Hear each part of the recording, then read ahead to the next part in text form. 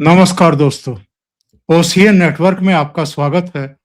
मैं हूं Omkar Chaudhary. AI summit में कांग्रेस ने जो नंगा नाच किया था, सबकी निगाहें इस पर लगी हुई थी कि प्रधानमंत्री नरेंद्र मोदी कब रिएक्ट करेंगे, क्योंकि जब उनका रिएक्शन आता है तो बहुत स्ट्रांग आता है। वैसे तो उस नंग नाच के तुरंत बाद भारतीय जनता पार्टी ने देशव्यापी एक विरोध प्रदर्शन किया था और जब मुंबई पहुंचे थे राहुल गांधी, तो उनको भी काले झंडे दिखाए थे और उनका भी विरोध किया था। लेकिन प्रधानमंत्री जब अटैक करते हैं तो फिर सब सुनते हैं और वो एक डायरेक्शन भी दे देते हैं अपने पूरे कैडर को। और जब पूरे कैडर की मैं बात कर रहा हूं तो भारतीय जनता पार्टी को भी और जो संघ के आनुषंगिक दूसरे संगठन हैं उनको भी, कि अब लाइन क्या लेनी है। तो अगर मैं गांव देहात की भाषा में कहूं तो प्रधानमंत्री ने सबको संदेश और संकेत दे दिए हैं कि जूता हाथ में निकाल लो और इलाज यही है। उन्होंने उस घटना का भी आज पहली बार उल्लेख किया जो पार्लियामेंट में उनकी सीट के पास महिला सांसदों को भेजा गया था, राहुल गांधी और प्रियंका वाड्रा के द्वारा। और उन्होंने कहा था कि आज ये नौबत आ गई है कि जो हमारी मातृशक्ति है उसको आगे करके वार करने की कोशिश हो रही है, ये स्तर पहुंच गया है। तो सीधे जुड़ लेते हैं वीरेंद्र नाथ भट्ट साहब के साथ, हमारे साथ लखनऊ से जुड़ रहे हैं।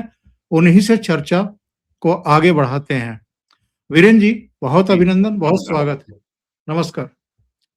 तो आज मेरठ में थे, योगी आदित्यनाथ भी साथ थे मंच पर, प्रदेश भाजपा अध्यक्ष, सांसद, विधायक, कई मंत्री, और पूरी देश की निगाहें लगी हुई थी कि प्रधानमंत्री आज सभा को संबोधित करने वाले हैं, तो क्या कहेंगे एआई समिट को डिस्ट्रॉय करने की जो साजिश थी कांग्रेस पार्टी की और पूरी दुनिया के रिप्रेजेंटेटिव्स के सामने ये हरकत हुई थी कि अपनी टी शर्ट उतार करके वो नंगे वहां घूम रहे थे और प्रधानमंत्री नरेंद्र मोदी के खिलाफ नारेबाजी कर रहे थे। प्रधानमंत्री ने निराश भी नहीं किया लोगों को और उन्होंने कहा कि कांग्रेस तो पहले से नंगी है, उन्हें कपड़े उतारने की जरूरत क्या थी। उनकी इस तरीके से वहां उपस्थिति ही उनकी नंगाई का सबसे बड़ा सबूत था। क्या कहेंगे प्रधानमंत्री के इस अटैक के बाद? देखिए, प्राइम मिनिस्टर ने जो कहा वो तो पूरे देश ने सुन लिया, लेकिन अब ये स्थिति अब इस समय ये बात गौर करने की है कि आखिरकार कांग्रेस इतना हताश क्यों हो गई, इतना डेस्परेट क्यों हो गई कि कांग्रेस के लोगों ने जो है मर्यादा की सारी सीमाओं को लांघ करके जाके वहां पे हमला कर दिया। और अगर वहां पे सिक्योरिटी अरेंजमेंट ना होते तो शायद ये लोग को कुछ वहां पर बहुत बड़ा सुरक्षा का भी एक बड़ी चुनौती ये बन सकते थे। अब कांग्रेस का सब्र का पैमाना छलक इसलिए रहा है कि आपको याद होगा 2023 15 अगस्त को प्राइम मिनिस्टर ने लाल किले की प्राचीर से भारत के अमृत काल की घोषणा की थी। वो कहा था 2027 2047 तक का जो 25 साल का कार्यकाल है, ये अमृत काल है और इस काल में भारत को विकसित राष्ट्र बनाना है, ये हमारा लक्ष्य है। प्राइम मिनिस्टर मोदी की तपस्या का आप ये आधार देखिए कि 2014 से लगातार लगते हुए अब उन्होंने कम से कम भारत में जो उसकी नींव है भारत की में, बिना मैन्युफैक्चरिंग को बढ़ाए भारत में रोजगार की समस्या हल नहीं हो सकती और देश विकसित राष्ट्र नहीं बन सकता। एआई समिट की जो सफलता हुई है और एआई समिट में जिस तरीके से $250 बिलियन के इन्वेस्टमेंट की घोषणाएं हुई हैं, और ये घोषणाएं किसी पब्लिक मीटिंग में या चुनावी जनसभा में नहीं हुई हैं। ये घोषणाएं मुकेश अंबानी ने की हैं, जो रिलायंस जियो के चेयरमैन, गौतम अडानी ने की है, जो दुनिया की सबसे बड़ी कंपनी है निविडिया उसने की है। निविडिया का जो मार्केट कैप है वो $2 ट्रिलियन से ऊपर है, विश्व की सबसे बड़ी एआई कंपनी है। और जिस तरीके से और दूसरी बात, ये दुनिया में की चौथी एआई समिट थी। पहली ब्रिटेन में हुई थी, उसके बाद जो है ये फ्रांस में हुई थी, उसके पहले कोरिया में हुई थी और चौथी भारत में हो रही है।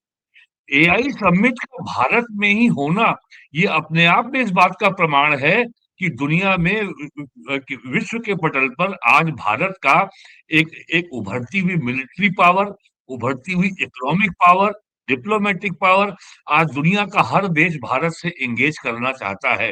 ये एआई समिट इस बात का प्रमाण है। तो जाहिर है कांग्रेस के लिए बहुत बड़ा झटका था ये। और अब ये एआई समिट एक ऐसी समिट है, इसने ऐसी बुनियाद रखी है कि इस समय एआई में जैसे जिस कंप्यूटर से हम आप काम करते हैं, उसमें सीपीयू होता है, कंप्यूटर प्रोसेसिंग यूनिट, और जो एआई में होता है जीपीयू, ग्राफिक प्रोसेसिंग यूनिट। तो भारत में और कल ही जो है प्राइम मिनिस्टर ने नोएडा में जो सेमी कंडक्टर की मैन्युफैक्चरिंग प्लांट की शिलान्यास किया है नोएडा में। गुजरात में टाटा 92,000 करोड़ रुपए इन्वेस्ट कर रही है चिप की मैन्युफैक्चरिंग में। और आज के समय जो ये, और चिप को कहा जा रहा है कि ये तीसरा इंडस्ट्रियल रेवोल्यूशन है।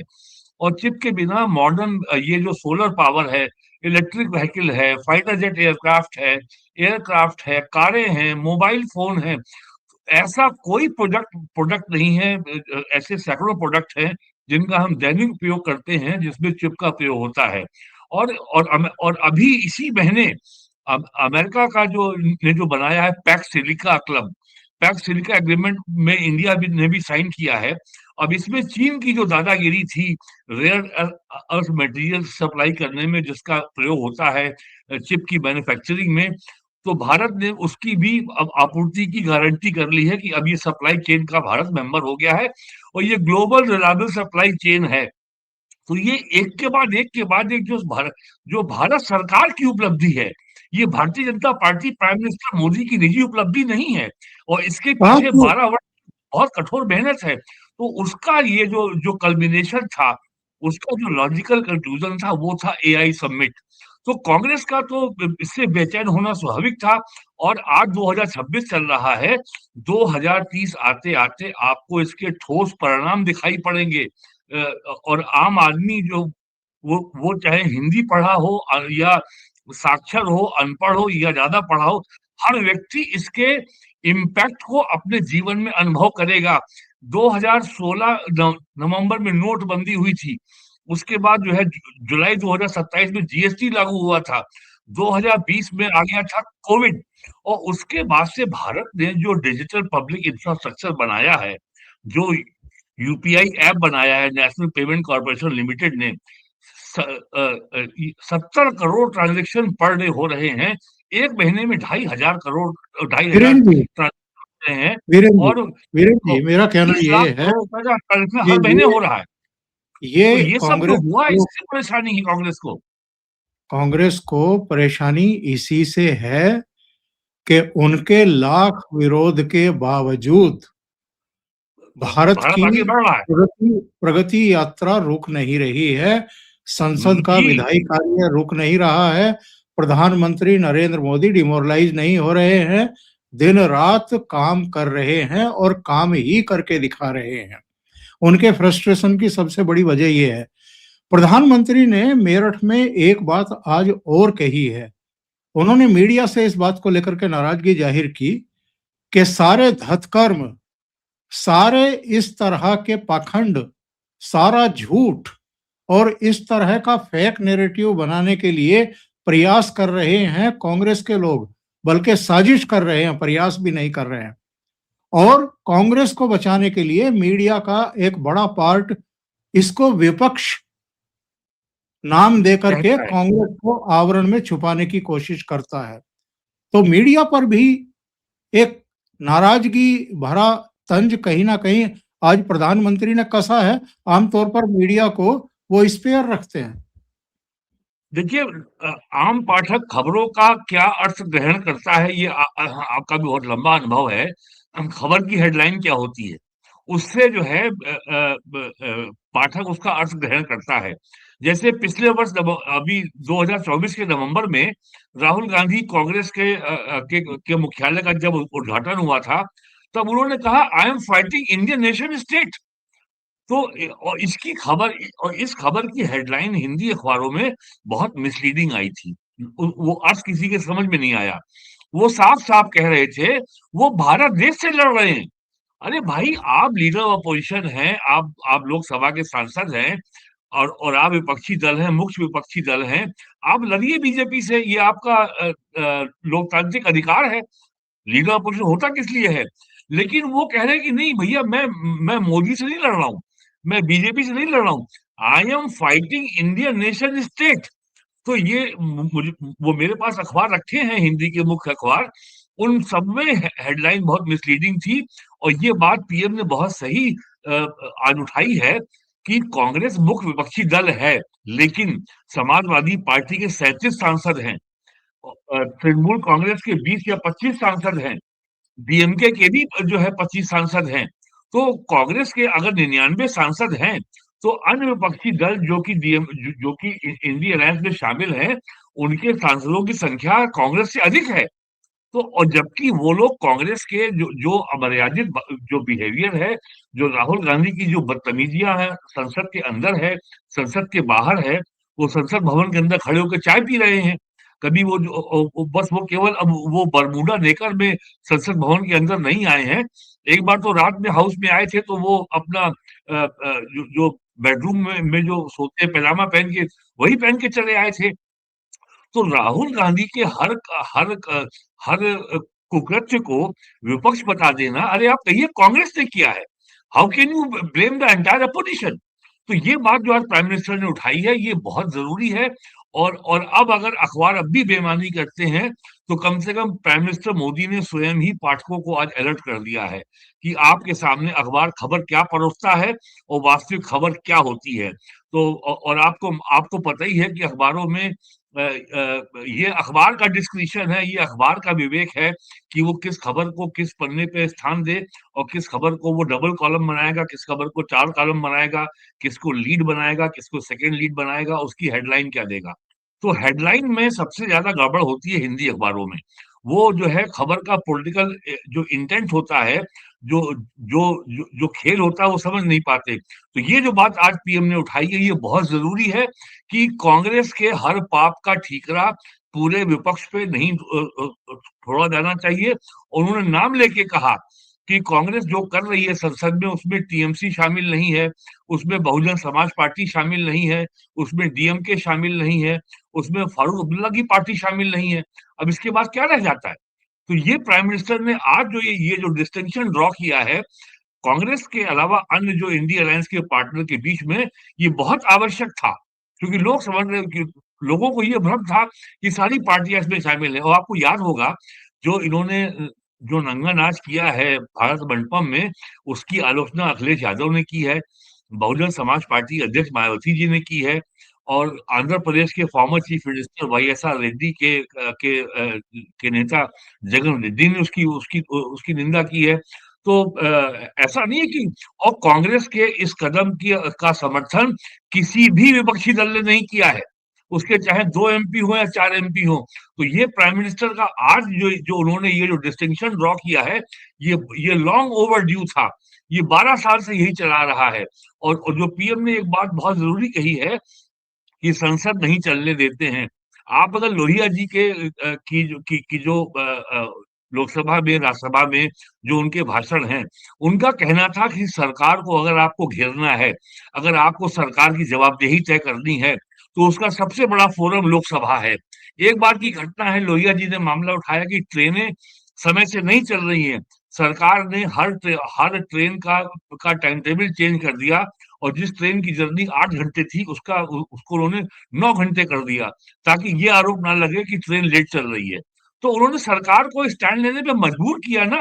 तो ये तो सरकार को घेरने का दावा करते हैं और संसद चलने नहीं देते हैं। आपको तो ये फिर यही सब करना आपको पड़ेगा। आप जाके आपको नंगा ऐसा नाच। नहीं है, एक बार प्रधानमंत्री नरेंद्र मोदी ने पार्लियामेंट में खड़े होकर के कहा था कि हम इकोसिस्टम का जवाब उसी की भाषा में देंगे और करारा जवाब देंगे। आपको लगता है कि इस फ्रंट पर अभी तक बहुत कुछ करने की जरूरत है? देखिए, कांग्रेस तो ये चाहेगी कि प्राइम मिनिस्टर मोदी अपना आपा खो दें, अपना धैर्य खो दें और वो इनके साथ जो है ये जो आत्मघाती युद्ध में उलझ जाएं। प्राइम मिनिस्टर को मोदी जी को कांग्रेस पिछले 25 साल में तो डिगा नहीं पाई है। यही इन्होंने गुजरात में किया था। आपको याद होगा 2007 के गुजरात विधानसभा के चुनाव में सोनिया गांधी ने कहा था मौत का सौदागर। लेकिन क्या मोदी ने अपनी मर्यादा छोड़ करके इसका जवाब दिया था? नहीं दिया था। और उन्होंने आज इसका भी जिक्र किया कि मेरी कब्र खुदने की बात करते हैं, मेरी माँ को गाली देते हैं। अगर यूपी देश की किसी भी रीजनल पार्टी के नेता को आप ले लीजिए, समाजवादी पार्टी, बहुजन समाज पार्टी, पंजाब में आम आदमी पार्टी, बंगाल में तृणमूल कांग्रेस है और तमिलनाडु में डीएमके है। इनके एक नेता के खिलाफ अगर कोई बोल देता है, तो घर खुलवा देते हैं वो लोग। पंजाब केसरी अखबार के ऊपर जो आम आदमी पार्टी ने कैसा छापा माराया। 9 दिन तक उनके एक-एक रजिस्टर छाने गए हैं कि आपने जीएसटी घोटाला किया है। पंजाब केसरी आप तो जानते ही हैं, लाला जगत नारायण की अमृतसर के स्वर्ण मंदिर के सामने सन 82-83 में हत्या की गई थी, सिख आतंकवादियों ने की थी। और वो अखबार जो सिख आतंकवादियों के सामने नहीं झुका, खालिस्तानियों के सामने नहीं झुका, उस अखबार को दबाने झुकाने का प्रयास ये अरविंद केजरीवाल कर रहा है, जो अपने को भबड़ा डेमोक्रेटिक बोलता है। तो ये तो इनका रिकॉर्ड है। और टीएमसी ने क्या किया है, एक सोशल मीडिया पोस्ट में सीधे जेल होती है। शरद पवार के बारे में एक छात्रा ने कुछ लिख दिया था, 11 महीने उसको जेल रहना पड़ा था जब वहां पे उद्धव ठाकरे की सरकार थी। तो इनको लगता है कि जिस तरीके से हमने किया है। और इंदिरा गांधी ने क्या किया था अपने पॉलिटिकल ब्यूरों के साथ, राजीव गांधी ने क्या किया था, आज लोगों को याद नहीं होगा। हम तो उस समय भी रिपोर्टर थे। हमें बातें मुझे पूरी अच्छी तरह से मेरी स्मृति में है। तो इनका पूरा कोशिश ये है कि प्रधानमंत्री के अटेंशन को कैसे डिफ्लेक्ट किया जाए, कैसे इनको भटकाया जाए और ये हमारे साथ कीचड़ उछालने की प्रतियोगिता के में ये उलझ जाएं। पीएम आज तक नहीं उलझे हैं। और उन्होंने हमेशा डेमोक्रेटिक रास्ता अपनाया है कि जो हमारा राजनीतिक प्रतिद्वंदी है, उसको हम लोकतांत्रिक व्यवस्था में जो तरीके हैं, जैसे चुनाव, वहीं पे हम इनको हराएंगे, जैसे अरविंद केजरीवाल को हराया दिल्ली में, जैसे जी उद्धव जी। ठाकरे और कांग्रेस को बाकायदे बीजेपी ने एकदम एकदम मार्जिनलाइज कर दिया। आज वो महाराष्ट्र की राजनीति में रेलेवेंट बने रहने के लिए लड़ रहे हैं। यही ममता बनर्जी को लेकर के बीजेपी ने, मोदी ने कितने आरोप झेले हैं कि साहब आप कुछ कर नहीं रहे हैं। ममता बनर्जी हिंदुओं को मरवा रही है, ममता बनर्जी को। और आज स्थिति ये बन रही है कि पश्चिम बंगाल में प्रेसिडेंट रूल लगना लगभग तय है। मुझे लग रहा है 7 मई को बंगाल की विधानसभा का कार्यकाल समाप्त हो रहा है। अगर 7 मई के पहले अगर निर्वाचित, अगर वहां पे चुनाव नहीं हुआ और नई विधानसभा के अंतिम परिणाम नहीं आएंगे, तो वहां पे प्रेसिडेंट रूल लगना तय है। जबकि केंद्र सरकार के पास ये विकल्प सदैव उपलब्ध था कि आर्टिकल 356 लगा के सरकार को बर्खास्त कर दें, या आर्टिकल 256 में केंद्र सरकार को, राज्य सरकारों को मैंडेटरी डायरेक्शन देने का अधिकार है। केंद्र सरकार ने आज तक इस विकल्प का भी उपयोग नहीं किया है, ताकि उसको ये कहने का उपयोग का अवसर ना मिले कि साहब हम चूंकि विपक्षी दल हैं, तो हमारे खिलाफ बदले की कार्रवाई की जा रही है। तो राहुल गांधी का पूरा प्रयास ये है कि इसको इतनी गाली दो कि ये मजबूर हो जाएं कि पीएम हमको भी गाली दें। वो यही चाहते ही हैं।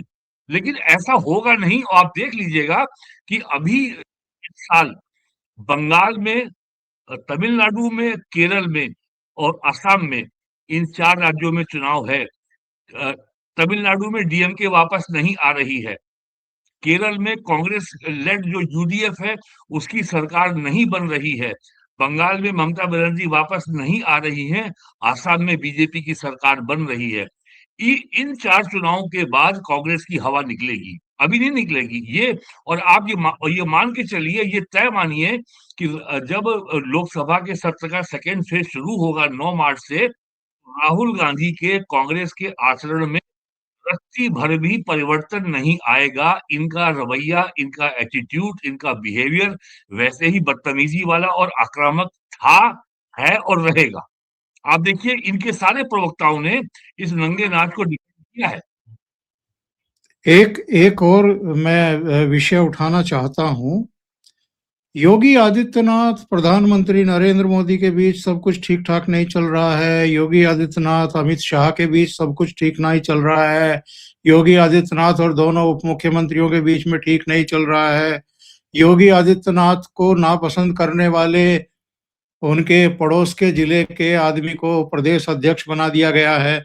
ये सब जो नाटक नौटंकी और ये जो इकोसिस्टम का एक प्रोपेगेंडा है, ये बार बार निर्मूल साबित होता है।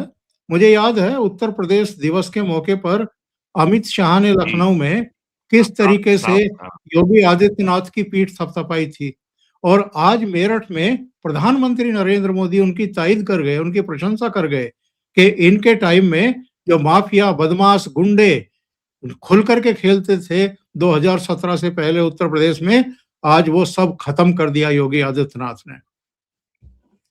योगी आदित्यनाथ की उम्र आज है 55 साल और इन 55 सालों में वो 19 साल सांसद रहे हैं, 9 साल वो मुख्यमंत्री रहे हैं, यानी 28 साल। अगले साल उनको 10 साल मुख्यमंत्री बने हो जाएंगे, यानी 29 साल। जरा मुझे एक नेता का नाम बताइए जिसका बायोडाटा इतना स्ट्रांग, इतना ठोस बायोडाटा हो। एक नेता का नाम मुझे बताइए। 1947 में देश आजाद हुआ, 1952 में पहला विधानसभा चुनाव हुआ। उसके बाद योगी आदित्यनाथ पहले मुख्यमंत्री हैं यूपी में जो लगातार 2 टर्म 10 साल मुख्यमंत्री रहने का रिकॉर्ड कायम किया है, और हमारे आपके लाइफ टाइम में ये रिकॉर्ड टूटने वाला नहीं है। यूपी को 2 चीजें चाहिए थी, पहला लॉ एंड ऑर्डर और दूसरा 24 घंटे की बिजली। और पिछले 9 सालों में यूपी में कम की additional power generation capacity add की गई है। सरकार अगर लॉ एंड ऑर्डर और बिजली की व्यवस्था कर दे तो इस देश की बड़ी आबादी अपना रोजगार स्वयं ढूंढ लेगी। गुंडे वसूली वाले ना हो और बिजली महंगी ना हो और बिजली मिले। जैसे बुनकर हैं, ये समाजवादी पार्टी, बहुजन समाज पार्टी बड़े भारी जो है पैरोकार बनते थे मुसलमानों के। आज जरा पूछिए बुनकरों में जो खुशहाली क्यों है? उन्हें 24 घंटे बिजली चाहिए, वो कॉमर्शियल रेट पे बिजली देने को तैयार हैं। बस वो अपने पावलूम के लिए बिजली चाहिए। और ये जो आपने बात कही कि ये बार-बार जो सवाल उठते हैं, ये सवाल उठना में तेजी आई है जून 2024 के लोकसभा चुनाव के बाद। और ये हमें मानना पड़ेगा, उस चुनाव में बीजेपी की 3 गलतियां हुई। पहला, प्राइम मिनिस्टर मोदी ने कहा हमको चाहिए इस बार 400 पार, लेकिन ये नहीं बताया कि 400 पार क्यों चाहिए।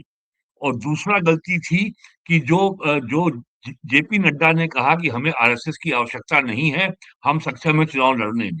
और तीसरा, जिस तरीके से हाई कमांड ने, सेंट्रल लीडरशिप ने योगी को मार्जिनलाइज करने का प्रयास किया, उन्होंने 35 टिकटों को काटने के लिए कहा था, एक का टिकट नहीं काटा और नतीजा बीजेपी की 33 सीटें कम हो गई। और उसके बाद से ये कहानियां लगातार बुनी जा रही हैं कि योगी अमित शाह के बीच में टकराव है, ये हो जाएगा, वो हो जाएगा। और वो चूंकि और बीजेपी की इस समय लोकसभा में 240 सीटें हैं, जितनी सीटें कम हैं बहुमत पाने से, उतनी ही सीटें कम हुई यूपी में। अगर 33 सीटें यूपी में और मिल गई होती तो बीजेपी की सीटें 273 होती। तो ये इतना बड़ा घाव है बीजेपी की छवि के ऊपर, ये इतना बड़ा डेंट है, ये अगले लोकसभा चुनाव तक खत्म नहीं होगा। तो इसलिए ये मान के चलिए, ये सब जो है, ये इस तरह की जो गॉसिप है, ये चलती रहेगी और ये अभी 1 साल तो और चलेगी। और जब अगला चुनाव हो जाएगा और जब योगी जी तीसरी बार मुख्यमंत्री पद की शपथ ले लेंगे, तब अगले लोकसभा चुनाव तक, यानी अप्रैल 2029 तक, इस तरह की जो जो विस्पर्स हैं, जो गॉसिप है, ये अपने आप समाप्त हो जाएगी।